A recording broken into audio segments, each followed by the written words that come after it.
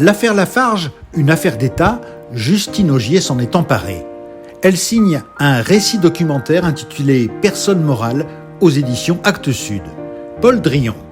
Justine Augier a mené un véritable travail d'enquête sur l'histoire de Lafarge en Syrie, financement d'organisations terroristes, mise en danger délibérée de la vie d'autrui, complicité de crimes contre l'humanité. Justine Augier revient sur les accusations qui pèsent sur le géant du ciment français et nous raconte un combat plus personnel qu'elle souhaite mener à travers son ouvrage. Ça fait plusieurs livres déjà que je consacre à la Syrie et qu'effectivement dans mon travail, qui reste un travail littéraire, je mène un travail d'enquête, un travail pour effectivement réunir des documents, déplier des histoires qui sont des histoires complexes comme celle-ci.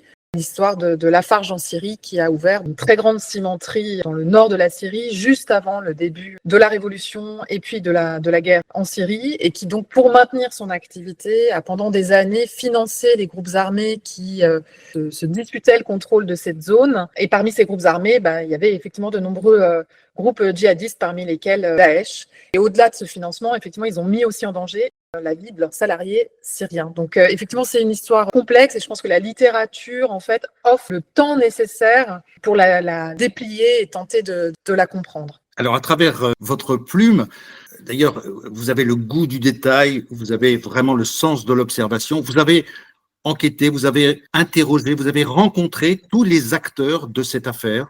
Alors, je n'ai pas rencontré exactement tous les acteurs de cette affaire. Je n'ai pas rencontré notamment les gens de Lafarge. Je me suis concentrée, si vous voulez, pour moi, il y a eu un autre aspect du livre qui est très important. Il y a l'aspect de l'affaire Lafarge en elle-même, mais il y a aussi la quête de justice qui est fondamentale pour moi, puisque voilà, depuis 2016, une plainte a été déposée. On peut imaginer que Lafarge déploie des ressources immenses pour tenter de ralentir cette procédure judiciaire et même peut-être d'y échapper. Mais face à eux, ils ont en fait des juristes qui luttent depuis 2016. Alors, ce sont des jeunes femmes, ce que j'ai découvert. Et donc, voilà, j'ai rencontré à la fois ces femmes et j'ai rencontré également les plaignants syriens dans cette affaire, puisque ce sont eux, les salariés syriens de l'usine qui ont été mis en danger par Lafarge, qui ont à l'origine porté plainte contre leur entreprise. Donc, vous avez suivi pas à pas, je dirais presque au jour le jour, le travail des juristes. Alors, j'ai pris connaissance de leur travail pour porter plainte, pour obtenir des mises en examen à la fois des dirigeants de Lafarge et de la personne morale Lafarge, et notamment pour des infractions qui, vous l'avez signalé, sont très graves, comme celle de complicité de crimes contre l'humanité. Et c'est une première, en fait, qu'une personne morale dans l'histoire du monde soit mise en examen pour un tel crime. Et cette mise en examen, elle a été confirmée par la Cour de cassation. Donc voilà, j'ai tenté de suivre leur travail parce qu'il me semble... Si vous voulez, par rapport à ce genre d'affaires, on se sent souvent très impuissant. Voilà, il y a le cynisme en marche, le cynisme triomphant. Et là, j'ai eu l'impression que ces femmes nous permettaient d'espérer que justice puisse être obtenue. Alors, le titre de votre livre, c'est Personne morale. Alors, cette personne, c'est la société Lafarge et qui n'assume pas en quelque sorte? Dans le travail de ces juristes, il y a une chose fondamentale qu'il faut comprendre, c'est qu'aujourd'hui, les multinationales ne sont pas tenues pour responsables de ce qu'elles font à l'autre bout du monde, de toutes les atteintes aux droits humains qu'elles peuvent commettre, les atteintes à l'environnement, aux populations locales. Il y a un vide juridique. Donc, ce qu'elles essayent de faire, c'est de créer de la jurisprudence pour qu'on reconnaisse la responsabilité de ces multinationales dans la totalité de leurs activités. Donc voilà, pour elles, c'était très important que la personne morale aussi elle-même soit mise en examen, puisque dans cette tentative de responsabiliser ces acteurs, on ne peut pas simplement responsabiliser les dirigeants. Parce que si les dirigeants ont commis des crimes, on peut bien se dire qu'ils les ont commis parce que l'environnement dans lequel ils travaillaient permettait qu'ils les commettent. Donc c'est très important de responsabiliser aussi derrière eux la personne morale, les grands actionnaires, les grands administrateurs, ceux qui prennent in fine les décisions. Est-ce qu'un procès en assises se profile avant la fin de l'année? Avant la fin de l'année, il y aura un procès au tribunal correctionnel dans un premier temps, puisque là, aujourd'hui, l'instruction est close sur le volet qui concerne le financement de terrorisme. ce crime-là, c'est le tribunal correctionnel. Donc, et ce procès, effectivement, aura lieu en novembre-décembre. Et ensuite, il y a une autre partie de l'instruction qui reste ouverte, qui concerne la complicité de crimes contre l'humanité et les crimes qui concernent les salariés syriens. Et ça, bon, donc l'instruction, pour l'instant, elle n'est pas close, mais le jour où elle le sera, il y aura probablement un renvoi. Et là, devant les assises, effectivement, puisque la complicité de crimes contre l'humanité, c'est un crime qui relève des assises. Alors, ça concerne 8 personnes, c'est bien ça. Et il y a un ancien directeur général de Lafarge qui sera sur les bancs des accusés avec des Syriens. Alors, il y aura, si vous voulez, parmi les accusés, des dirigeants, des très hauts dirigeants de Lafarge, dont effectivement l'ancien PDG. Il y aura des intermédiaires. Tout l'enjeu aussi du travail de ces femmes juristes, c'était de faire en sorte qu'il y ait de l'autre côté les parties plaignantes, qui sont donc les salariés syriens, qui sont des gens qui peinent à avoir accès à la justice. Aujourd'hui, le crime qui les concerne de mise en danger de la vie d'autrui, la mise en examen sur ce crime-là, elle a été cassée par la Cour de cassation. Donc aujourd'hui, ils sont plus considérés comme victimes dans cette affaire. Donc voilà, ils seront présents probablement en tant que témoins, en tout cas lors de l'audience. Justine Ogier, vous allez suivre, j'imagine, ces procès à venir. Est-ce que vous allez en faire une suite à votre livre donc qui vient de sortir aux éditions Actes Sud, Personne morale? Il y aura une personne morale 2? Alors, je ne sais pas encore ce que je ferai le temps venu. Il est certain que je vais m'intéresser à ces procès qui vont représenter quand même le point d'arrivée de toute cette quête de justice qui aura pris près d'une dizaine d'années. Donc, je m'y intéresserai. Après, je ne sais pas encore ce que j'en ferai.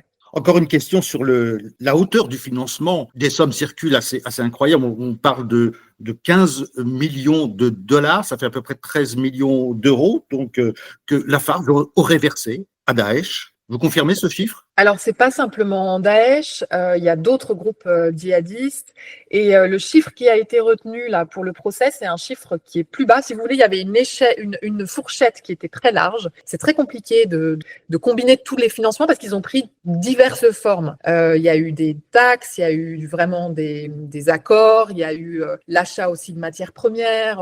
Il y a diverses sources de financement et la somme qui a été retenue pour le procès qui aura lieu à la fin de l'année, c'est celle de 5 millions de dollars. Mais c'est déjà, bon, évidemment, une somme énorme, surtout quand on sait en fait que Daesh, ses sources de financement étaient de deux ordres. Il y avait à la fois ce type de financement donc qui relevait de taxes diverses et variées et la vente de matières premières qui concerne aussi Lafarge. Et je donne aussi, pour avoir quand même un ordre de grandeur en tête, un chiffre qui me semble important. On estime que le coût des attentats du 13 novembre 2015 s'élève autour de 80 000 euros. Donc vous voyez, 5 millions, c'est énorme. À votre avis, pourquoi Lafarge tenait à ce point à conserver leur usine, la bonne marche de l'usine, le fonctionnement de l'usine avec des passe-droits, au risque effectivement de mettre en péril la vie des ouvriers? Ça reste un peu un mystère pour moi. J'essaye de répondre à cette question dans l'ouvrage en explorant plusieurs pistes.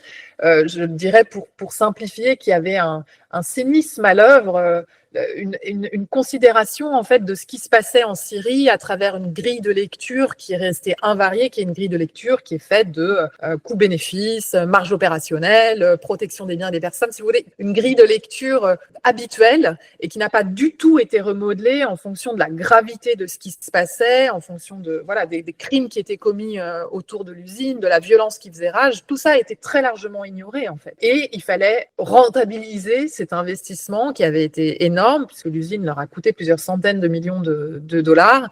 Elle venait juste d'ouvrir. Et voilà, donc ils n'ont pas considéré la possibilité même de la fermer. Est-ce que vous avez le sentiment, Justine Ogier, d'avoir livré une sorte de combat contre le cynisme et contre l'indifférence? Oui, alors dans mes ouvrages, j'essaye de manière générale de me battre contre le cynisme et peut-être même contre ma propre tentation pour le cynisme. C'est vrai qu'on vit dans une époque qui est difficile et qui peut être désespérante. Donc, raconter cette quête de justice et les succès en fait qu'elle a menés, c'est une manière de me battre contre le cynisme et de me convaincre déjà moi-même que le pire n'est pas toujours sûr et qu'on peut obtenir justice, responsabiliser des grands acteurs qui sont extrêmement puissants aujourd'hui. Et puis, je m'inscris effectivement dans un combat plus global qui est celui des plaignants syriens, des juristes qui les défendent contre une multinationale aux moyens énorme et c'est évidemment un combat qui est très déséquilibré. On a des forces en présence qui n'ont rien de comparable.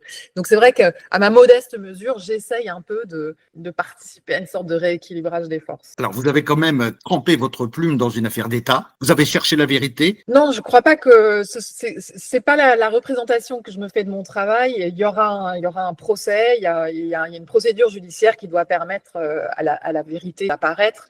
Moi, j'ai tenté de me mettre à l'écoute des différents acteurs, de tenter de comprendre leur logique, leur modalité d'action, aussi bien d'ailleurs d'un côté les juristes que les salariés syriens, que les dirigeants de Lafarge. Je crois qu'il est plutôt là le rôle de la littérature. Vous n'avez pas donc pu interroger les dirigeants de Lafarge, mais est-ce que certains cadres de Lafarge ont tenté d'entrer en contact avec vous? Non, personne n'a tenté d'entrer en contact avec moi et les tentatives, moi, que j'ai faites de mon côté pour rentrer en contact avec certains n'ont rien donné. Donc voilà, je me suis ensuite familiarisée avec leur vision des choses autrement. J'ai eu accès à toute une matière documentaire qui m'a permis d'entendre leurs justifications, d'entendre leurs récits, voilà, d'entendre leur vision des choses et d'en rendre compte du mieux que je pouvais. Lafarge n'est plus vraiment Lafarge aujourd'hui, puisque la société a été rachetée. Est-ce que vous pensez que cette affaire, justement, fait que Lafarge, quelque part, donc, a cherché à liquider sa réputation et échapper finalement à la justice en se vendant à un autre groupe? Alors, en fait, c'est vrai que toute cette histoire, elle se passe sur fond de fusion entre Lafarge et le géant du ciment suisse Holcim. Donc, c'est une des raisons, sans doute, pour lesquelles Lafarge n'a pas fermé son usine, parce qu'il fallait pas déprécier un actif en pleine fusion, qui était censée être une fusion entre égaux. Et ensuite, quand l'affaire a éclaté, ça a permis à Holcim, en fait, de prendre largement la main dans cette fusion, de faire disparaître la gouvernance de Lafarge, de faire même disparaître le nom de Lafarge, puisque d'abord ça a été Lafarge-Holcim et puis c'est Holcim tout court. Mais l'avantage, si vous voulez, de la mise en examen en tant que personne morale, c'est qu'aujourd'hui c'est Holcim qui va répondre devant la justice des crimes qui ont été commis. Il est difficile de penser, en fait, au moment où ils enquêtaient pour réaliser cette fusion, qu'ils ne se soient pas interrogés sur ce qui se passait justement en Syrie. Et donc, il y a aussi une part de responsabilité qu'il faudra explorer. En tout cas, voilà, la personne morale Holcim sera celle qui sera présente lors des procès à venir. Pour terminer, Justine Ogier, un mot sur votre avenir, vos projets. Vous allez continuer à travailler sur des affaires importantes, des affaires d'État, ou vous allez retourner au roman? Je ne sais pas si ce sera des affaires d'État. En tout cas, aujourd'hui, c'est vrai que moi, je me représente plus le rôle de la littérature, en tout cas mon travail d'autrice, comme une tentative pour comprendre le réel. Je crois qu'on est quand même dans une époque où il est de plus en plus difficile d'appréhender le réel. On est noyé dans une surproduction de signes. On est pris dans une espèce de temps, de l'immédiateté qui fait que c'est très difficile de rentrer dans la complexité des choses. Il y a vraiment l'enjeu de l'information devient tout à fait crucial. Et dans ce contexte-là, voilà, moi, j'utilise des outils qui sont en ma possession et ce sont ceux de la littérature. Et je crois qu'elle offre vraiment la possibilité d'appréhender le réel dans toute sa complexité. Justine Ogier, merci d'avoir répondu à nos questions sur Deauville la radio. Je rappelle le titre de votre récit documentaire et littéraire Personne morale aux éditions Actes Sud.